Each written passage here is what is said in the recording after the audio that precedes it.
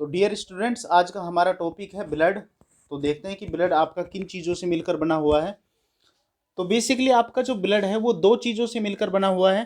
पहला है आपका प्लाज्मा, और प्लाज्मा आपके ब्लड का 55% हिस्सा है।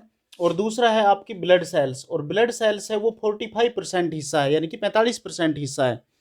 जो प्लाज्मा है, प्लाज्मा में 90% पानी होता है और 10% ऑर्गेनिक और इनऑर्गेनिक पदार्थ इसमें पाए जाते हैं।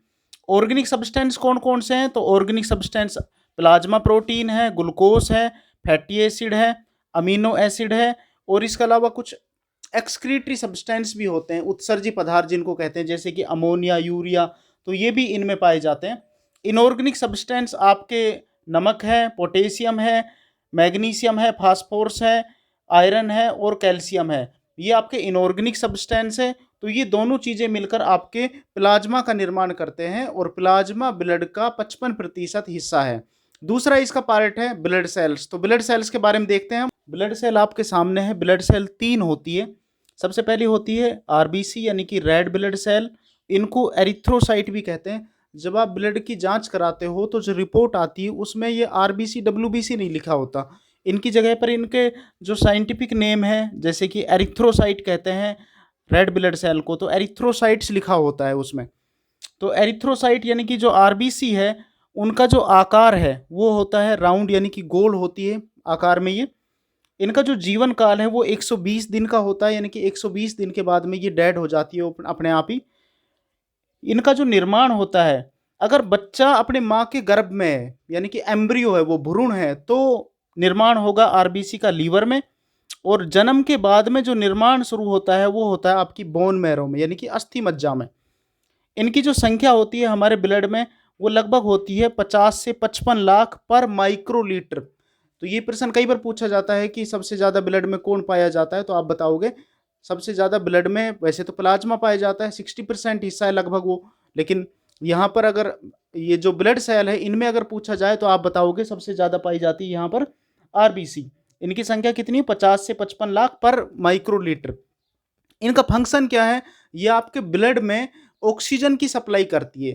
तो आप इनको याद रखोगे, ये आरबीसी का टॉपिक है। इसके बाद जो इसका सेकंड टाइप आता है वो आता है डब्ल्यूबीसी, यानी कि व्हाइट ब्लड सेल। इनको ल्यूकोसाइट कहते हैं, टेक्निकल नाम अगर आप इनको याद रखोगे तो ल्यूकोसाइट है।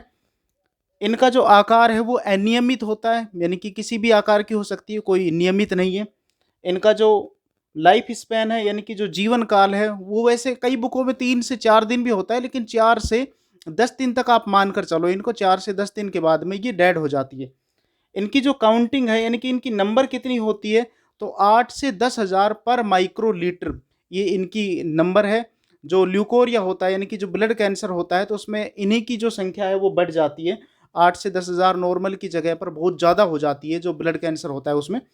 अगला जो इनका फंक्शन क्या है, तो ये आपकी बॉडी में जितने भी इन्फेक्शंस है, या जो बाहर से जो रोग करने वाले जो पैथोजेंस एंटर करते हैं आपकी बॉडी में, तो उनसे आपको बचाती है ये। इसलिए इनको सोल्जर सेल भी कहते हैं, यानी कि इनको सैनिक कोशिकाएं भी कहते हैं, सोल्जर सेल भी इनको बोला जाता है। तीसरा जो इनका पार्ट है वो है प्लेटलेट्स। प्लेटलेट्स को थ्रोम्बोसाइट कहते हैं। और इनका जो आकार है वो प्लेट की तरह होता है, जैसे जो खाने वाली प्लेट होती है उस इस तरह का होता है। इनकी जो नंबर है, यानी कि इनकी जो संख्या है वो लगभग 1.5 लाख से लेकर और 4.5 लाख पर माइक्रोलीटर तक होती है। इनका जो लाइफ स्पैन है, जीवन काल है, वो 10 दिन होता है लगभग। और इनका जो फंक्शन है, ये आपकी बॉडी में ब्लड क्लोटिंग करता है, यानी कि जैसे आपका कहीं भी कोई भी जो अंग है अगर कहीं से कट गया और उस जगह पर बार बार खून निकल रहा है, तो क्या होगा कि आप थोड़ी देर के लिए उसको दबाए रखते हैं तो वो ऑटोमेटिक रुक जाता है, क्योंकि जो प्लेट्स हैं वो उस कटी हुई जगह के रास्ते में आकर जमा हो जाती है, जिससे कि जो ब्लड है वो बाहर आना रुक जाता है। तो ये आपका ब्लड का टॉपिक था। इसी तरीके से मैं इसमें एक छोटा सा टॉपिक और ऐड करूंगा, जो डब्ल्यूबीसी है, डब्ल्यूबीसी के भी टाइप होते हैं। तो डब्ल्यूबीसी के जो टाइप है वो मैं थोड़ा ऊपर लिख रहा हूँ आपके सामने, तो एक बार आप देखिए। ये दो तरह की है डब्ल्यूबीसी। तो डब्ल्यूबीसी दो तरह की है। पहला होता है ग्रेनुलर और दूसरा होता है एग्रेनुलर। ग्रेनुलर का मतलब होता है इनका जो साइटोप्लाज्म है, यानी कि इनका जो कोशिका द्रव होता है, उसमें कुछ ग्रेन्स पाए जाएंगे, कुछ दाने जैसी कुछ स्ट्रक्चर पाई जाती है, या कुछ ग्रेनुलर्स पाए जाते हैं। ये तीन है ग्रेनुलर वाली, बेसोफिल है, न्यूट्रोफिल है और इओसोनोफिल है। इसके अलावा जो एग्रेनुलर है वो दो होती है, लिम्फोसाइट्स और मोनोसाइट्स, जो कि बहुत इंपॉर्टेंट है।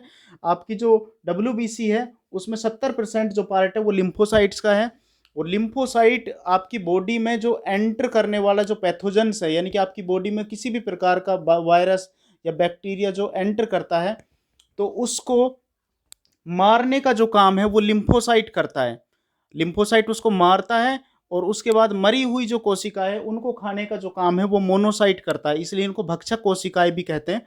और उसके बाद में जो आपकी बॉडी में जो कोई भी वायरस या बैक्टीरिया एंटर किया होगा तो वो खत्म हो जाता है और उसको बॉडी से ये बाहर कर देते हैं, यानी कि ये लाइसोसोम को दे देते हैं, लाइसोसोम उनको खत्म कर देता है खाकर।